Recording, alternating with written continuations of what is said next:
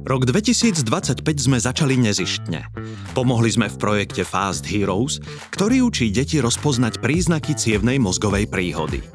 Každý rok pomáhame rozposlať po celom Slovensku učebné materiály pre žiakov do viac ako 1000 škôl.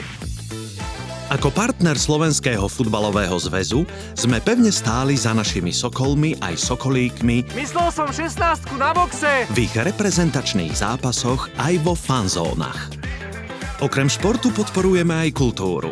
Preto letné mesiace už tradične patria balíkovo stánku a hudobným festivalom či koncertom. Navštívili sme dobrý festival na východe Slovenska a aj koncert AMT Smile vo východnej. Kultúrne leto vrcholilo na Piešťanských zábaloch, kde sme prostredníctvom balíkovo-boxov rozdávali ľuďom radosť. Na jeseň sme opäť rozšírili našu sieť balíkovo-boxov. Kurierský záver roka bol ako zvyčajne intenzívny.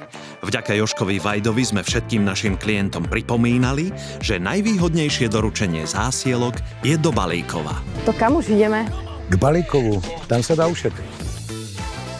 Rok 2026 bude pre Balíkovo opäť najlacnejším doručením na Slovensku. Pokračujeme v elektrifikácii nášho vozového parku a vo výstavbe fotovoltických elektrární. Opäť budeme pomáhať tam, kde je to potrebné.